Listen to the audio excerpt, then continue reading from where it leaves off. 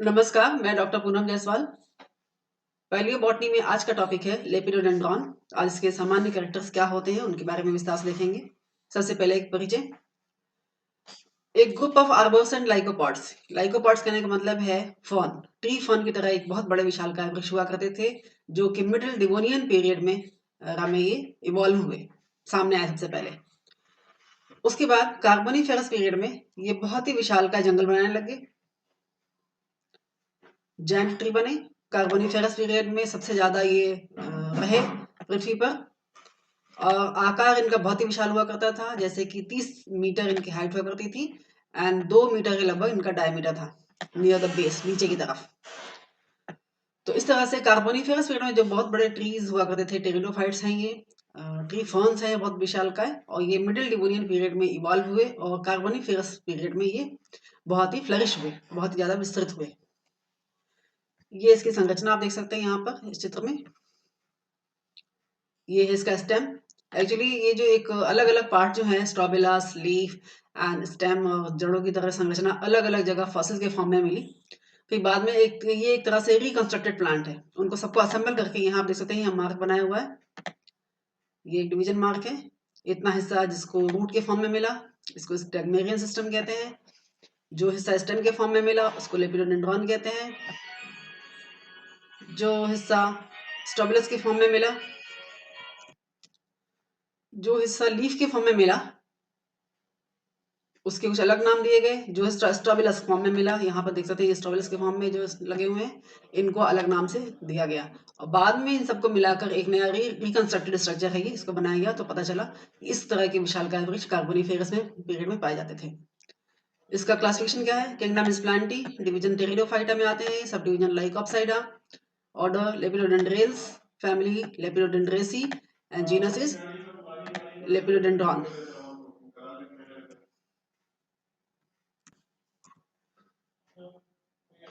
जो ट्रंक वाला हिस्सा था, स्टेम का हिस्सा था, उसको ही लेपिडोडेंड्रॉन के नाम से जाना जाता है।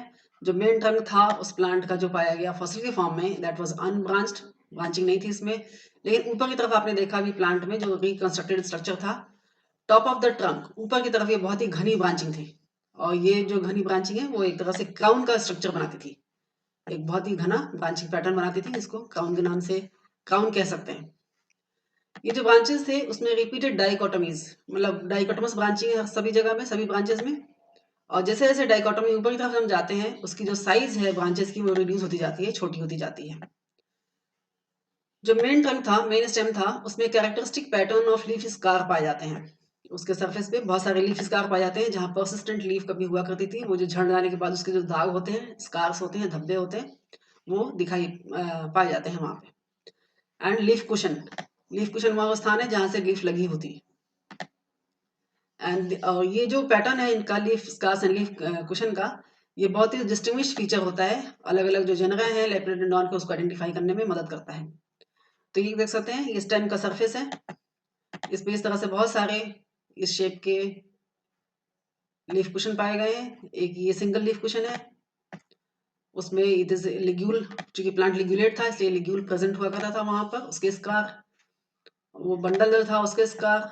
ये लीफ स्कार जहाँ लीफ प्रेजेंट थी। एंड दिस इज पेरिक्नोज, इसको हम आगे देखेंगे अभी। जो कुशन थे, दैट वाज वर्टिकली इलोंगेटेड, थोड़े लंबे थे, इलोंगेटेड थे। एंड उसका टेपरिंग एट द बेस, नीचे की तरफ ये थोड़े नुकीले थे। आप देख सकते हैं यहाँ पर ये थोड़े से नुकीले हैं। जो एक्चुअल लीफ स्कार था, जो मिडिल लाइन है इस लीफ कुशन की, उसके ऊपर की तरफ प्रेजेंट है। अगर इसको हम सीधे बीचों बीच से दो भागों में बांटते हैं यहाँ से, तो जो लीफ स्कार मिलता है यहाँ पे, ये मिडिल लाइन से थोड़ा सा ऊपर पाया जाता है। In the leaf scar, the bundle scar mark are flanked by two perignosous strands. आप देख सकते हैं ये बंडल स्कार है, दिस इज बंडल स्कार। उसके नीचे साइड में दो नीचे की तरफ पेरिक्नोज पाए जाते हैं, पेरिक्नोज स्ट्रैंड्स पाए जाते हैं। तो इस तरह के बहुत सारे जो लीफ कुशंस थे, ये पूरे सरफेस को, ट्रंक को, स्टेम को ढके रहते थे। इसकी जो लीफ है उसका क्या नाम है? लीफ को लेपिडोफिलम के नाम से जाना जाता है। और ये जो थे मेन ट्रंक के ऊपर स्पाइरली अरेंज थे, ब्रांचेज और स्टेम के ऊपर स्पाइरल अरेंजमेंट था इनका, उस पर लगे रहते थे स्पाइरली। और द लीफ वॉज सिंपल, बहुत ही सिंपल थे। लिग्यूल प्रेजेंट था, इसलिए लिग्यूलेट। एसिकुलर, नुकीले निडल नुमा थे, इसलिए एसिकुलर। लीनियर भी थे, और आकार में ये 2.5 सेंटीमीटर इन लेंथ एंड कुछ मिलीमीटर ही विड्थ, चौड़ाई इनकी बहुत कम थी, कुछ मिलीमीटर ही हुआ करती थी। लेपिडोडेंड्रॉन ओबोवेटम में क्या होता था, जो दो तरह की पत्तियां पाई जाती थी। जो स्मॉलर टिप्स के पत्ते थे, जो छोटी ब्रांचेस थी ऊपर की तरफ, उनकी जो पत्तियां थी वो छोटी थी आकार में, 4 से 5 सेंटीमीटर लंबी हुआ करती थी। और जो नीचे की जो बड़ी ब्रांचेस थी, उन पे जो पत्तियां लगती थी वो 69 टू 18 सेंटीमीटर लंबी हुआ करती थी। There was a single vein, एक ही सिंगल वेन हुआ करती थी, जो कि पूरी लीफ की लंबाई तक ट्रेवर्स करती थी और भोजन पहुंचाने का कार्य करती थी। अब रूट का पार्ट है, वो उसको क्या कहते हैं और ये कैसा होता है। रूट को स्टिग्मेरिया नाम से जाना जाता है, जो फॉसिल फॉर्म में पाया गया। It is underground system and इसको इस तरह से एक फॉर्म जीनस स्टिग्मेरिया में रखा गया है। बाद में रिकंस्ट्रक्ट करके इसको बताया गया कि ये उसी लेपिडोडेंड्रॉन जो प्लांट है उसी का जड़ है ये।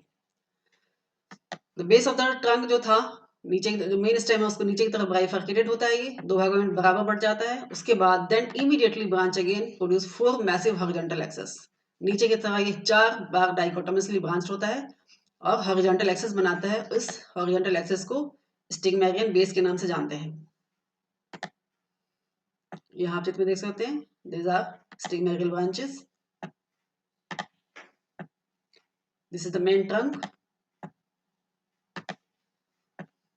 जो स्टिग्मेरियन बेसिस था, द लेटर फर्दर ब्रांच, वो बार बार आगे की तरफ ही डाइकोटोमसली ब्रांच होता है और ये कई बार डिवाइड होकर, और सभी डिवीजन जो है हॉरिजॉन्टल प्लेन में ही होते हैं।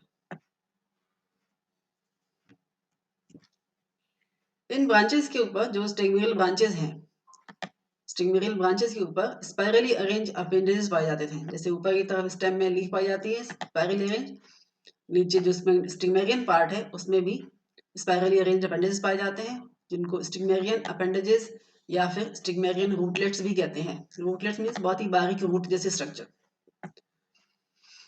दे were up to 1 centimetre in diameter, आकार इनका 1 सेंटीमीटर था डायमीटर में। इसमें कोई रूट हेयर्स नहीं पाए जाते थे। कभी कभी जब position of the rootlets were marked by the circular scar which they left behind, ये जो रूटलेट्स थे ये झड़ जाते थे, और जो स्टिग्मेरियन ब्रांचेस हैं उनके ऊपर ये स्कार के फॉर्म में पाए जाते हैं। स्कार्स ऑफ रूटलेट, यहाँ आप देख सकते हैं, these are scar of rootlet and these are present rootlet. अब इसकी आंतरिक संरचना कैसी थी। ट्रांसफर सेक्शन काटा गया मेन ट्रंक का, तो बताया गया the mature trunk was covered with massive periderm, बहुत ही मोटा एक पेरिडर्म हुआ करता था इसके कवर करता हुआ। यहाँ देखो दिस इज पेरिडर्म, ये काफी मैसिव है, मोटा है। And near the base of the trunk protostele was present, जो इसका वास्कुलर सिस्टम है दैट वाज प्रोटोस्टीली। प्रोटोस्टीली में एक सिंगल स्टैंड होता है जाइलम का, उसके सराउंडिंग फ्लोएम प्रेजेंट होता है। इसमें जो प्राइमरी जाइलम था बहुत ही कम था, very tiny xylem stand present है। And well developed secondary xylem, secondary xylem ज्यादा घना पाया जाता है इसमें। जैसे हम ऊपर की तरफ जाते हैं, ये हिस्सा नीचे की तरफ था, बेस ऑफ द ट्रंक, यहाँ देख सकते हैं near the base of the trunk. फिर जैसे हम ऊपर की तरफ जाते हैं, the primary xylem stand was medullated, primary xylem stand और घना हो जाता है एंड बिकम प्रोग्रेसिवली लार्जर, जैसे जैसे ऊपर जाते हैं वो स्टैंड और मोटा होता जाता है। This is the outer cortex, periderm के नीचे चित्र में देख सकते हैं आप, दिस इज मिडिल कॉर्टेक्स। उसके बाद यहाँ से यहाँ तक का जोन है नीचे की तरफ, secondary zone. Leaf trace, leaf trace में आपको वेस्कुलर बंडल की जगह खाली दिखाई देगी। बाहर की तरफ फ्लोएम, अंदर inner cortex, secondary xylem, metaxylem and centre में प्रोटोजाइलम, एक सिंगल स्टैंड। ये इसी का डायग्रामेटिक है। पिछले चित्र में आपने उसका एक पार्ट देखा था सिर्फ, and this is diagrammatic complete stem का TS, periderm, phellogen, outer cortex, leaf trace, this is middle cortex, this inner cortex, उसके बाद फ्लोएम, उसके अंदर सेकेंडरी जाइलम, सेंटर में प्राइमरी जाइलम। कभी कभी मिक्स्ड पृथ्वी पाए जाते हैं। The secondary xylem was poorly developed, secondary xylem ज्यादा डेवलप नहीं होता upper part of the trunk में। नीचे की तरफ तो मिलता है सेकेंडरी जाइलम, ऊपर की तरफ नहीं मिलता। The steely of the branches had smaller primary cylinder, जो ब्रांचेस है उसमें बहुत ही छोटा प्राइमरी सिलेंडर मिलता है, जिसमें कि सेकेंडरी जाइलम बहुत ही पोली डेवलप्ड होता है और पित्त बिल्कुल भी नहीं होता।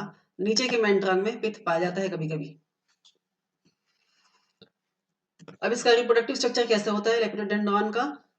लेपिडोडेंड्रॉन फॉर्म द बाइस्पोरेंजिएट, मतलब ऐसे स्ट्रोबिलस पाए जाते हैं जिसमें 22 स्पोर्स, माइक्रोस्पोर एंड मेगास्पोर दोनों मिलते हैं। और इस तरह के कोन्स को, जो कोन पाए गए स्ट्रोबिलस, उसको कहते हैं फ्लेमेंजाइटिस। और ये आपने पूरे पुराने स्ट्रक्चर में देखा था, जो ऊपर की तरफ क्राउन था, डाइकोटोस ब्रांचिंग थी, उसके टिप पे पाए जाते थे, इसलिए लिखा है दे आर बोर्न टर्मिनली। जो स्पोरोफिल्स थे वो भी स्पाइरली अरेंज थे, हेलिकली अरेंज थे। एक सेंटर कोर पाई जाती है, दिस इज सेंट्रल कोर, चित्र में देखिए, और उसके चारों तरफ ये स्पाइरली अरेंज होते हैं स्पोरोफिल्स। जो माइक्रोस्पोरोफिल्स थे वो ऊपर की तरफ होते हैं, और जो मेगा स्पोरोफिल्स थे वो नीचे की तरफ पाए जाते हैं।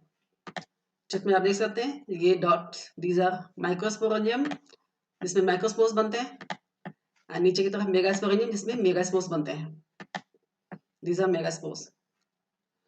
The cones containing only microspores, ऐसे कोन जिसमें सिर्फ माइक्रोस्पोर बनते हैं, मोनोस्पोरेंजिएट होते हैं, उसको लेपिडोस्ट्रोबस कहा जाता है। एक फॉर्म जीनस अलग कहा जाता है उसको, एक अलग फॉर्म जीनस लेपिडोस्ट्रोबस में रखा गया है। एंड दीज वर द, इस तरह से लेपिडोस्ट्रोबस जो है एक मोनोस्पोरेंजिएट कोन ऑफ लेपिडोडेंड्रॉन है। लेपिडोडेंड्रॉन का एक मोनोस्पोरेंजिएट कोन है। अब देखते हैं लेपिडोकार्पन क्या होता है। जो मेगास्पोरेंजियम है वो मेगास्पोर बनाती है, जिसको फीमेल गैमेटोफाइट भी कहते हैं, और उसको नाम दिया गया लेपिडोकार्पन। और ये जिम्नोस्पर्म के जैसे मेगास्पोरफिल होते हैं, लाइक द स्पर्मोफाइट्स, जैसे कि जिम्नोस्पर्म के। जो लेपिडोकार्पन है ये मेगास्पोरेंजियम के अंदर होती है, कवर्ड होती है मेगास्पोरेंजियम के अंदर, और उसके साइड्स जो है जिससे ये लगी होती है, दिस इज पेडिसल, चित्र में देख सकते हैं आप।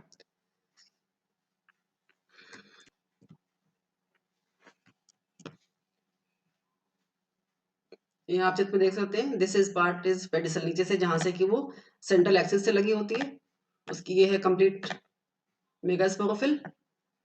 उसके अंदर यहाँ वेस्कुलर बंडल पाया जाता है, this is parichnos, this part is पेरिक्नोस।